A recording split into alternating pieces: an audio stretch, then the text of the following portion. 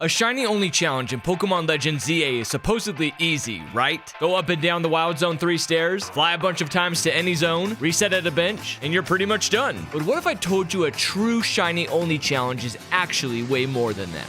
You can't leave Wild Zone 1 until you register a few shinies. There's an NPC that makes you trade one of your shinies, and you need a shiny that knows Ice Beam in order to progress the story. Let me explain. Right from the get-go, you're forced to pick a starter, and then have to catch a Fletchling and a Bunnelby that are static encounters tied to missions. Static encounters cannot be shiny, but I have to catch them in order to progress. After the tutorial though, the next mission states I need to register 2 more species of Pokemon, and for the purposes of this challenge, they must be shiny. Therefore, I will not be leaving Wild Zone 1 until I've caught enough of them to leave. Now, if you're familiar with Pokemon Legends ZA at all, you may be wondering, why don't I use the fast travel reset method or sit on the bench? Well, I don't have access to fast travel yet. Okay. Oh wait, can you not fly yet? Is flying not available till later? And the benches are locked. No time to be sitting around. Oh, believe me, I have time. I've been running in and out of Wild Zone 1, looping around the manhole each time to reset all 8 encounters in this area. 2 Scatterbugs, a Bunnelby, a Fletchling, a Weedle, 2 Mareeps, and another Fletchling. Just how long will it take? That is a possibility with the Pichu. You did hear me mention it. Oh, we found a shiny! Oh! Hi, yes! Okay, so you can get it here. Just try it. Nice. Secure. Boom. Now get those frauds out of my party. The journey has officially begun. Well, not exactly. You see, the game already forced me to catch a Bunnelby, so technically no new Pokedex entry was added. Thus, it was back to the hunt. Oh, and in case you're wondering, yes, I tried to break the rocks with my new shiny Bunnelby to expand the zone. But surprise, surprise, Rock Smash is locked until later too. Yeah, I like the all-star music. I do hate how many movies try to get it to work, but Shrek definitely uses it better than it. Wait, is that shiny? That's a shiny!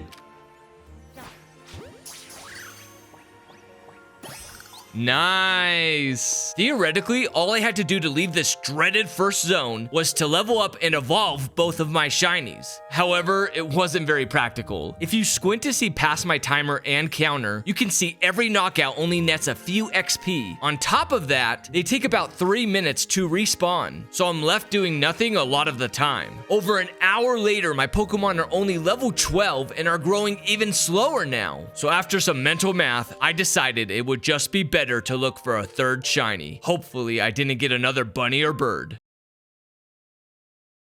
Stop ignoring the Garbodor memes, but they're trash.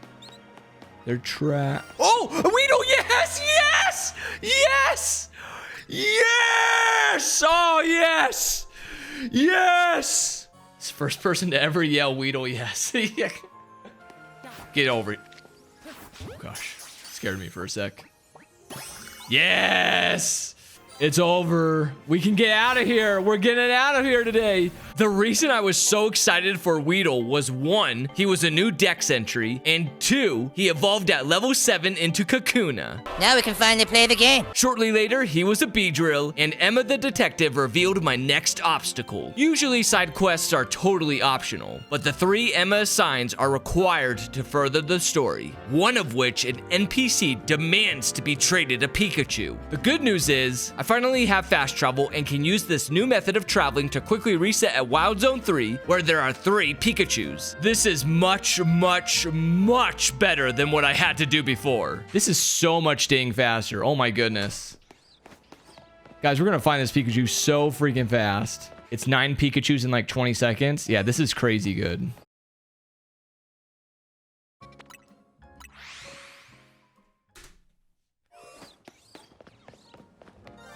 Oh, we got it, we got it. It's that one. Oh, yes. Already, baby.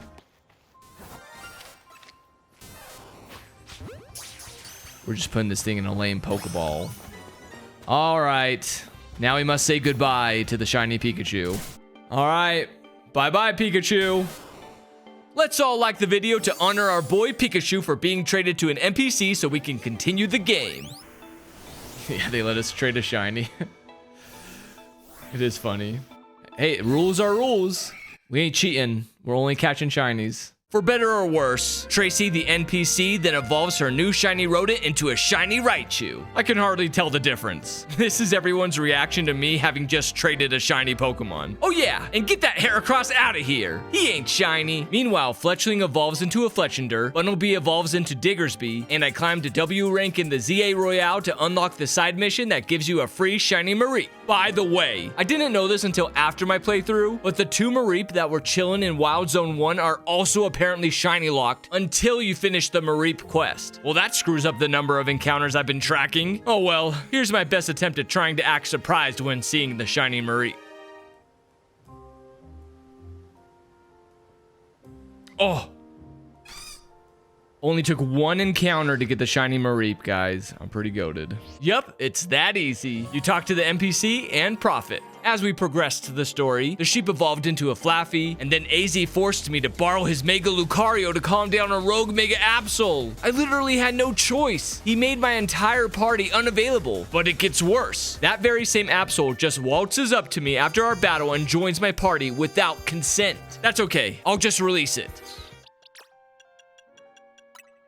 You can't release Absol now. Gosh dang it. Man, this game just really wants me to play with non-shinies. On top of that, I can't leave Hotel Z until I battle Tawny. My solution to the predicament is this. I don't use Absol at all during this fight. But can I win without her? Pignite almost takes down my bird with another rollout. However, Fletchinder lands a peck right before it. Against Bayleaf, Beedrill's super effective pin missiles make short work of it. And for her Mega Manectric, well, it can't really do much as an electric type versus my ground type Diggersby. With Tawny defeated easily, I could now release the Absol that invited herself. 30 minutes later, Flaffy evolved into an Ampharos, and that got me thinking. I've got 2 Pokemon that can Mega Evolve, however I can't buy their Mega Stones. I have to beat their rogue versions of themselves whenever that happens in the story. So how do I deal with opponents that do have Mega Pokemon? My team isn't exactly the most competitive squad out there. Then it came to me. Run away until my foe's Mega Evolution runs out of Mega Energy. It's that easy. Bye-bye, Drampa. During the rogue Mega encounters, I had to rely heavily on plus attacks, which essentially use my energy for one-time boosted attacks. Normally, while you're Mega Evolved, all of your attacks are boosted during the duration. I also traded in colorful screws to max out the Canary plush that increases experience gained. Anyways, Fletchinder evolves into Talonflame, then exterminates a rogue Mega Beedrill to get that Bee's Mega Stone. After a few more hours of going through the story, it occurred to me that I'm going to need an Ice Beam user to freeze the fountain to get into the sewers. Therefore, our next shiny hunt was going to be in Wild Zone 12 full of ice Pokemon. This bench seemed to be the most center point of the area, and to find out how many encounters I'd get per sitting session, I put a pin on the map where the bench was, then started counting how many Pokemon were within 50 meters of the marked spot.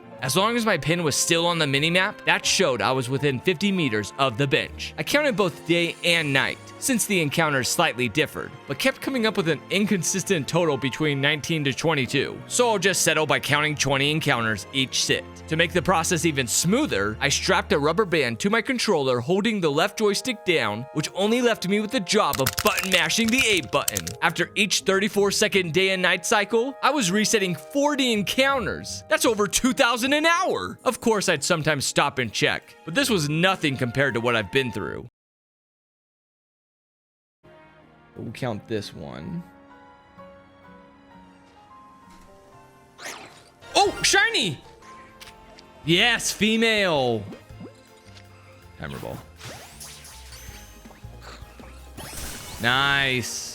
I'm glad the Snorunt was female so I could eventually use Frostlass's new Mega Evolution, but like the others, it will have to wait until we face her Rogue Mega. For now, Frostlass Ice Beams the fountain, freezing the water to drain the sewers, and then the game screws me over yet again. We can't get past this padlock without catching a static encounter, that being Klefki. I tried getting around it by knocking it out, but Emma insisted we catch it. On the bright side, this is the final shiny locked Pokemon I have to catch, and after it fails to open the gate, Ivor punches it down, then I released the useless set of keys back to the sewers. After teaching Gwen a lesson for wasting my time down here, I lost to Ivor. My team sucks. But then I learned the most goated strategy when you have a poison type in this game. Toxic Stall. Watch and learn. There's a Shukaberry, barely lives. Now we run. We run. We run. Run, Beedrill, run. Run. Run! No, Beedrill! All right, we're just toxic stalling. We're toxic stalling, baby. He's almost dead. We got this. Look how much damage he's losing. Jeez. Oh my goodness. The toxic stall worked.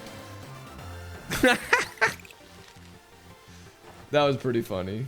The journey continued with a few highlights, including taking down a Mega Ampharos, which allowed me to Mega Evolve my own. And sometime later, I reached rank C. That means Wild Zone 16 is open for business that has the last shiny I want to get before beating the game, Shiny Froakie. There's also Wild Zone 5 next door to it, which has more potential shinies to add to the list when I hunt here, including on the rooftops. That's another whopping 20 encounters for each reset I do here. A key strategy to point out is I'm actually flying to Wild Zone 5 instead of Wild Zone 16 where the Froakie resides. That's because the frog is still within range each reset, and all I have to do is swerve the camera 180 degrees to check it rather than run up to it like I would have to if I flew to Zone 16. Anyhow, I'm getting 20 encounters every 4 seconds. This is insane. However, I'm staying until I get a shiny Froakie, so I'll probably be here a while since only one of those appears every 4 seconds. Still, 900 frogs an hour ain't bad. It likely won't be the first shiny I get though.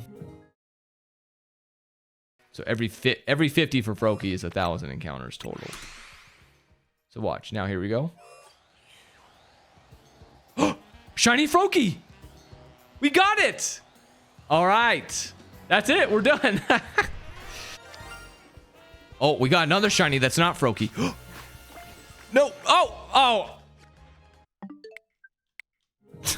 It's okay. I saved beforehand. I just really wanted to catch him in a luxury ball. Finally! Okay, we got him.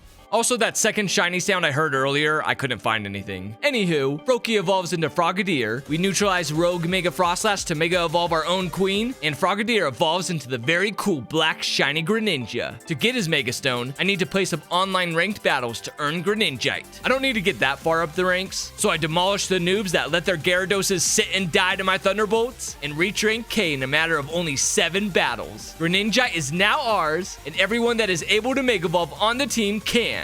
Boom, there he is. We proceed to clean house in Jacinth's tournament, defeat the queen herself, best the head of Team Flare Nouveau, attain the highest rank in the ZA Royale, and I must say, Frostlass was the real MVP of this playthrough. She was my only Pokemon with a self-healing attack, that being Draining Kiss, so she was able to withstand the blows of the final boss the most, having the ability to constantly recover when used correctly. Zygarde, who technically doesn't join the team until post-game, fires off a Nihil Light Blast, saving Lumio City from impending destruction. And that's how I beat Pokémon Legends ZA by only using shiny Pokemon. Please like the video for the suffering in Wild Zone 1 I had to endure, and subscribe for more content. You all have a good one. Thanks.